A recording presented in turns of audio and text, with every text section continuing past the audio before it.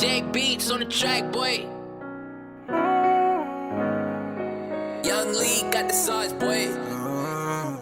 Fuck it up, we spend it very reckless. It was gold, now it's diamonds stuffed in every necklace. Lost it all, you ain't make investments. Made a virus, pray nobody catch it. See me struggling with nobody on my...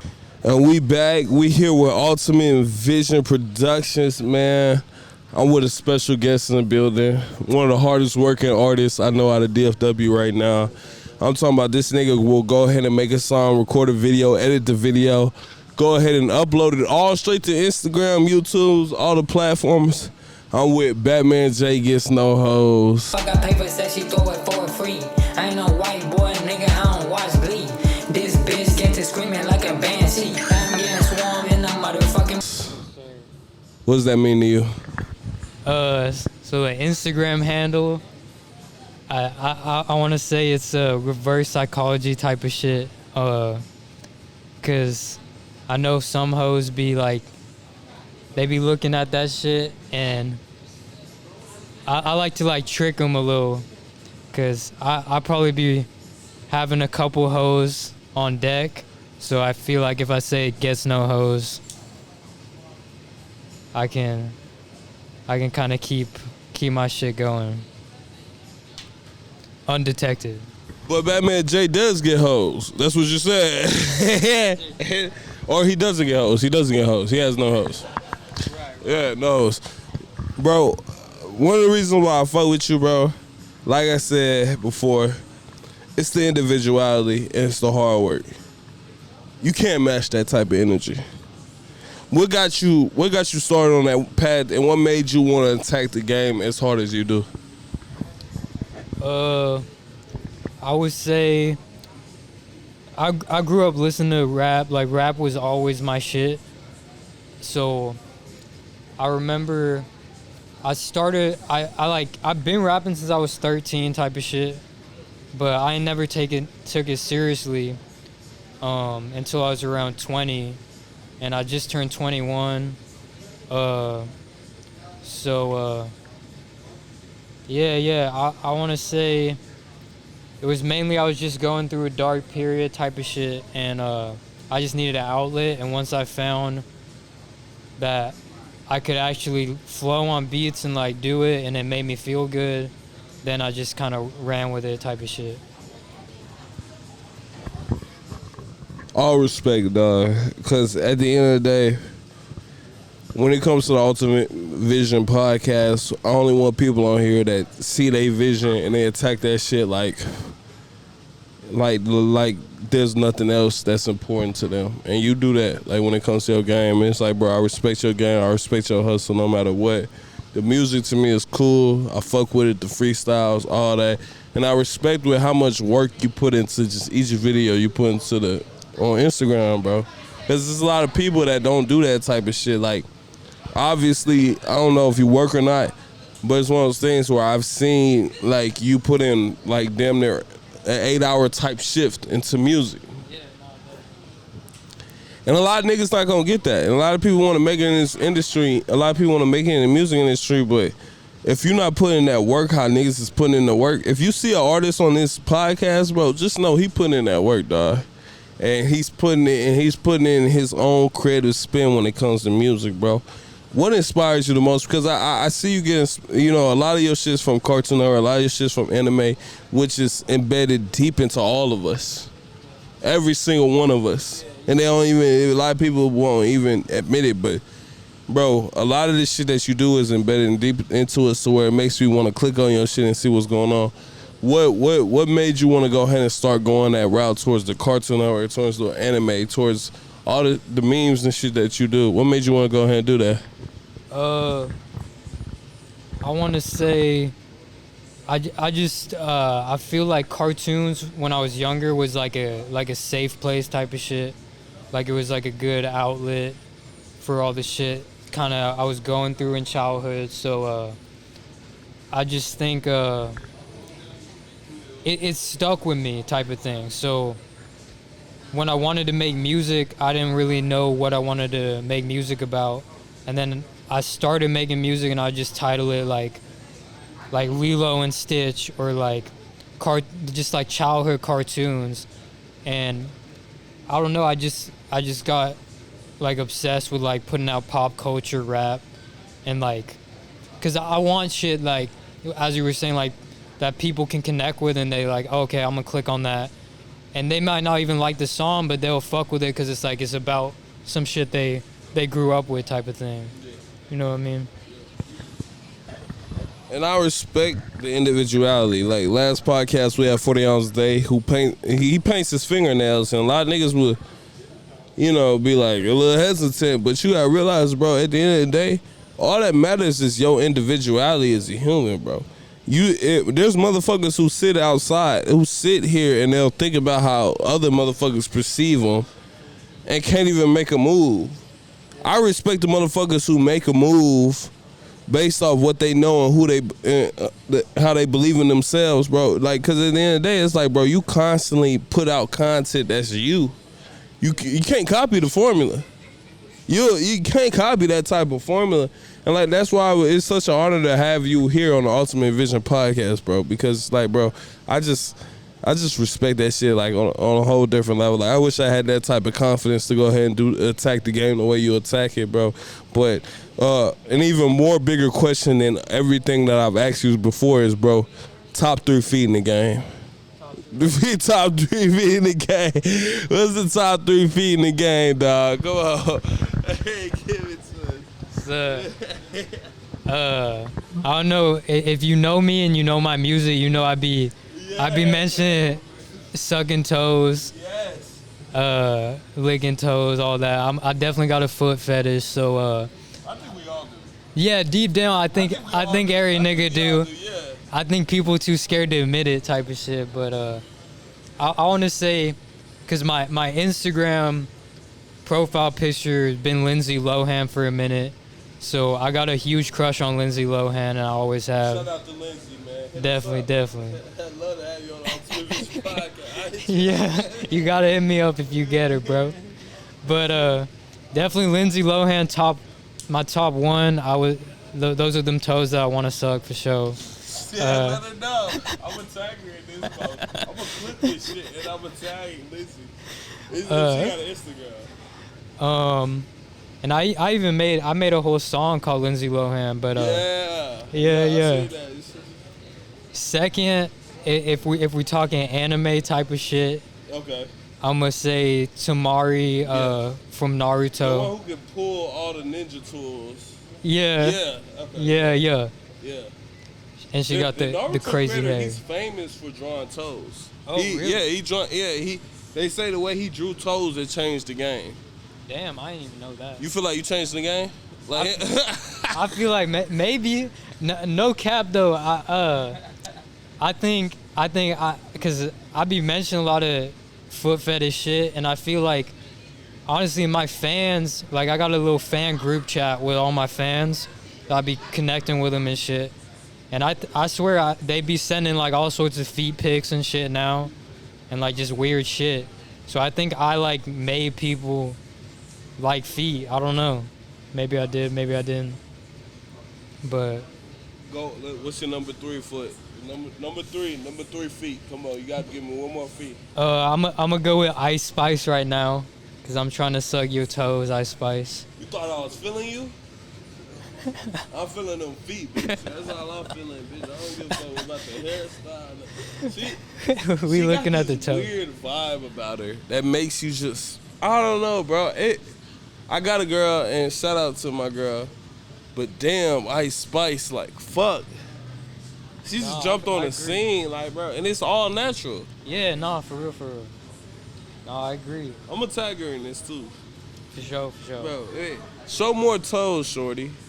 Yeah, we seen the ass. We gotta see the toes now. We seen that. But yeah, no joking around, bro. We got a lot of shit that you got a lot of individuality when it comes to being an artist, bro. All I want to know is what artists, because we all are inspired by somebody. I'm inspired by a lot of people to do what I do. And I want to know, bro, when it comes to individuality, when it comes to artistry, bro, who inspired you the most when it comes to just doing what you do and how you do it? I gotta say, Kodak Black for sure, a heavy influence. Cause I've been bumping him since before he was mainstream type of shit, since Project Baby type thing, and I feel like honestly like the reason I can flow and shit the way I be changing my flow every song, and I feel like that's cause I grew up listening to Kodak, to be honest, type of thing. I feel like he be versatile like that. I want to say definitely for the creative aspect, definitely Kanye, for sure. XXX Tentacion, Juice WRLD, Lil Peep, J-Day Youngin, rest in peace. But definitely, like I just think, like the thing about it is like they influenced me a lot, but I still wanted to do like my own thing type of shit. So I didn't want to take like anything from them, but like what kept me going was seeing them and seeing how they succeeded. So I would say that, you know what I'm saying, like it was a big influence for sure. Nah, for sure. It's one of those things where it's like I've like I said, bro, I just respected your hustle. I respected your individuality.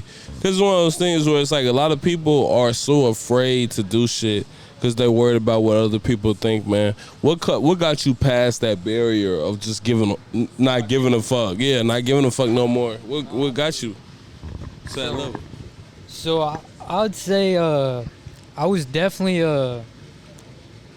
I would say I was pretty shy and quiet growing up.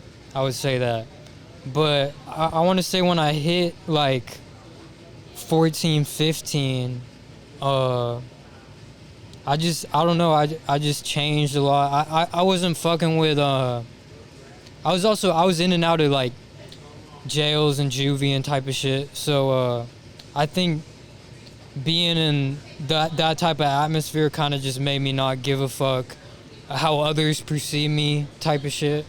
So yeah, I quit giving a fuck. Yeah. That's a good question though. I don't know like the main reason I stopped, but I don't know, just one day I stopped. I didn't like have like people controlling me through like perception type of shit. You know what I mean? I get that. And I seen at one point you had posted you identify as a sand nigga. And it's like one of those things where a lot of people take that as a derogatory term, but you took that shit and you was like, okay, that's what I am. Like, bro, I'm not, you know what I'm saying? It's like, what, you know, I don't give a fuck.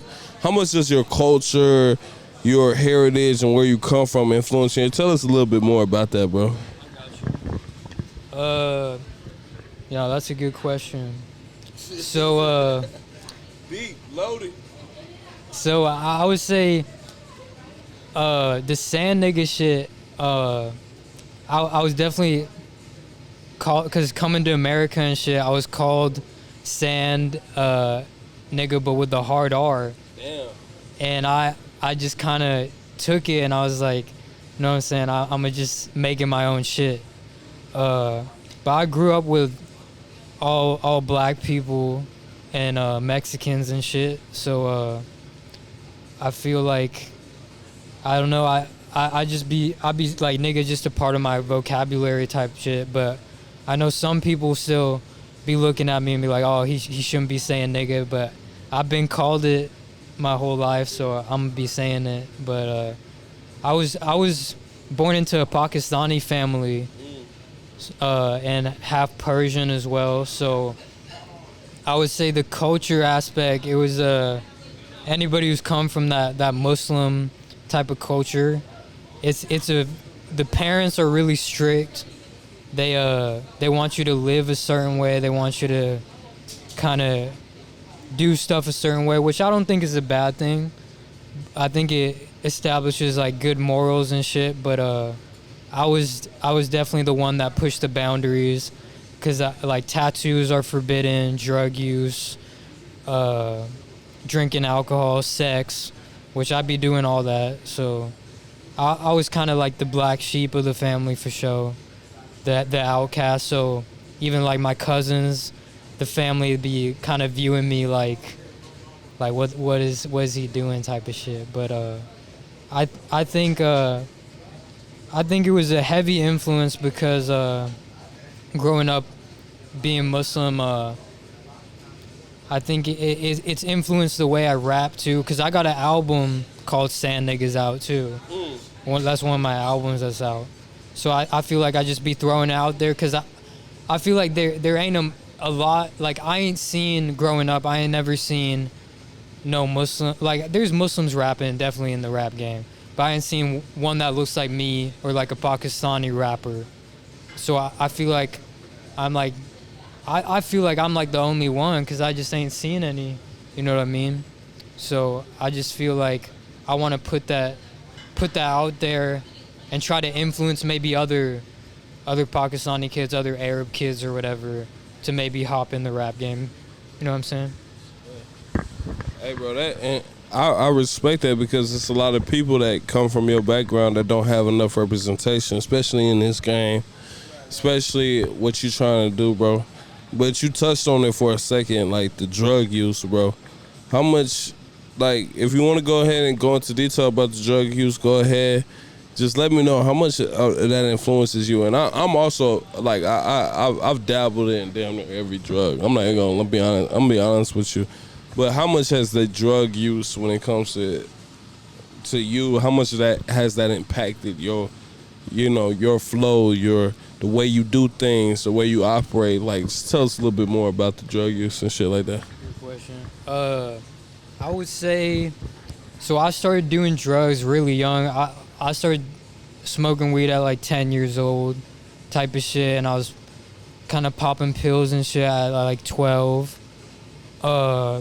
But so like I've been doing drugs like my whole childhood, but I would say definitely like all the albums I made, like I'm on drugs for sure. Like I'm on mushrooms, I'm on Xanax. Shout out to the shrooms. Yeah. I fuck with the shrooms. Shrooms be nice as fuck, bro. I smoke a lot of weed, but right now I can't smoke weed. I just had, I like push my body to the limit, because I've been smoking cigarettes too for a long time. So I had to get some throat surgery a couple months ago. But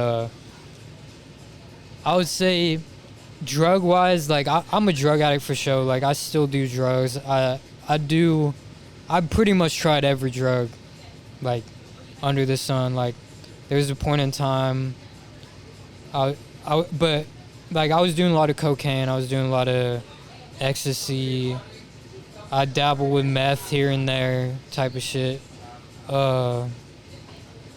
Perks, all that. But I want to say the thing that kind of helped me chill out was when I started doing psychedelics like shrooms, acid.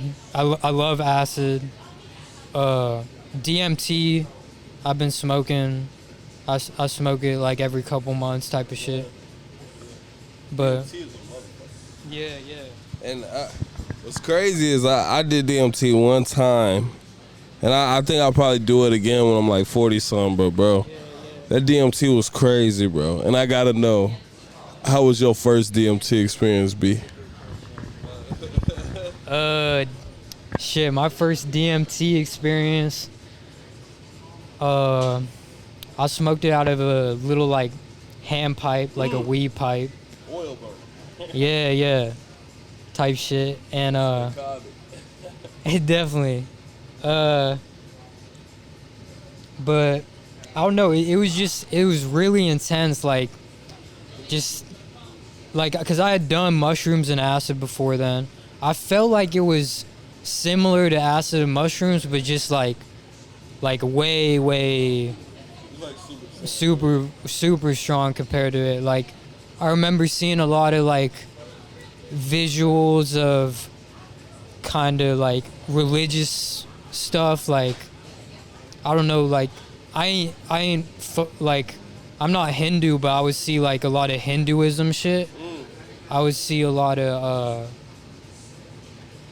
kind of like angels and shit. I would see like demons too. Like I would see the devil and shit. And I feel like going through like, and it's just like really intense. Like you be seeing like gestures and like colorful ass shit, just like all in your field of vision. And I feel like it definitely helped me chill out though. Like it changed my perspective on a lot of things, cause like you be feeling like you're dying for sure. Like when you tripping on that shit, and I don't know, it definitely changed like my perception in a positive way. But I don't know, I've done it like 4 or 5 times. I don't know if I would keep doing it, but like every now and then, every couple months, I'll kind of take small rips of it, type of shit, keep me in check, type of thing. And if anybody's watched my videos, man, I'm a big proponent of psychedelics. I like psychedelics for the self-reflection, bro. It's one of those things where you'll get no better therapy than the shit that the psychedelics will show you, bro. Because it's one of those things where it's like, for the first time as a human, bro, you get to be a different person and look at yourself and be like, whoa, that was me. I was tripping on that. And it was like, first time I took DMT, bro, it was the craziest shit, because I died and I forgot who I was. Yeah, no, that ego death. That ego death was crazy. And, bro, I came out of that shit, I was damn near bawling. I was crying. I was like, damn, bro, this shit it fucked me up. And it was crazy, bro. And it's one of those things where it's like DMT allowed me to also go into, you know, to delve deeper into the shit that I was afraid to do, because I was like, why am I tripping? Like, at the end of the day, bro, we get one life, and I experienced what it was like just to die and it be taken away. And it's like, bro, no. You're supposed to live life to the fullest and live life to the fullest you. You know what I'm saying? A lot of what we have, a lot of things we experience in life forces us to be somebody else. Or like your parents want you to be this one person, your religion wants you to be this one person. You know what I'm saying? Your job wants you to be this one person. Psychedelics be like, no, nigga, be you, motherfucker. Because at the end of the day, the only person that knows if you're pretending to be somebody else is you. And, bro, that's why I just advocate psychedelics so much. And I'm glad you touched on your drug usage, because a lot of people that's coming up, bro, they done damn near everything in the sun. And one thing about a lot of that shit is you forget who you are. All I want to say is, my next question is BatmanJay, who are you? Who are you? That's a good question. Shit. It's deep. Damn. Go deep. I would say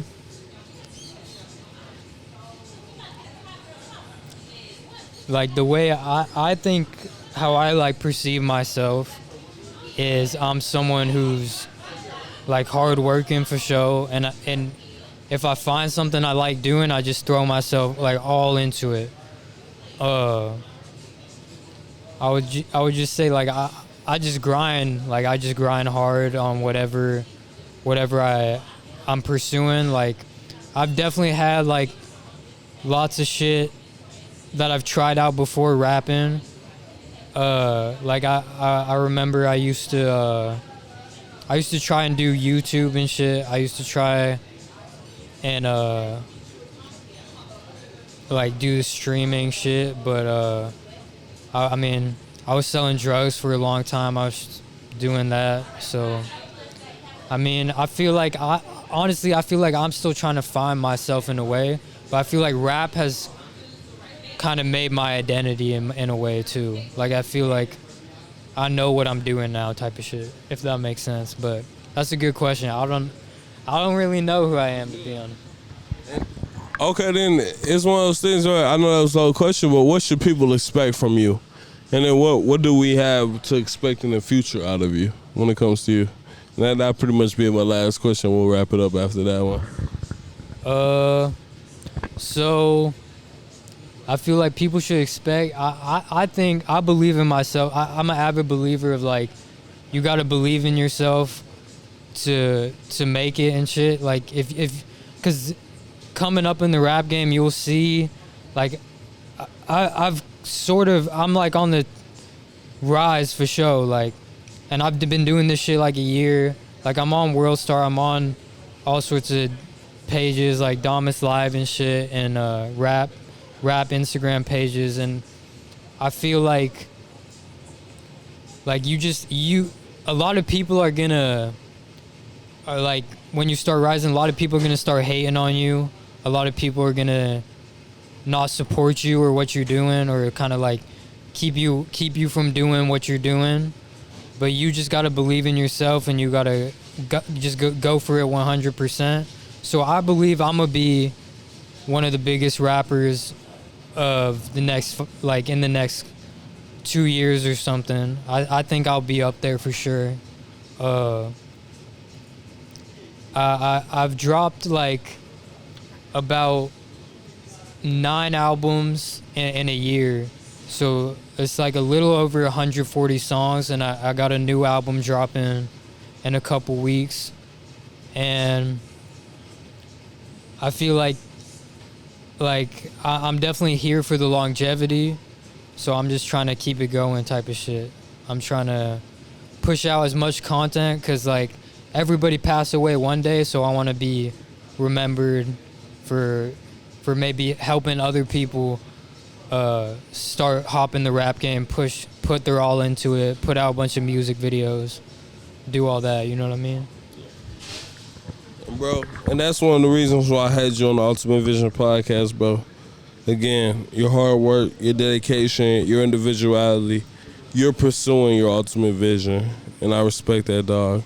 And it's one of those situations where it's like, it was good to have a sit-down conversation with you, bro, because I'm going to be paying attention in the future for sure.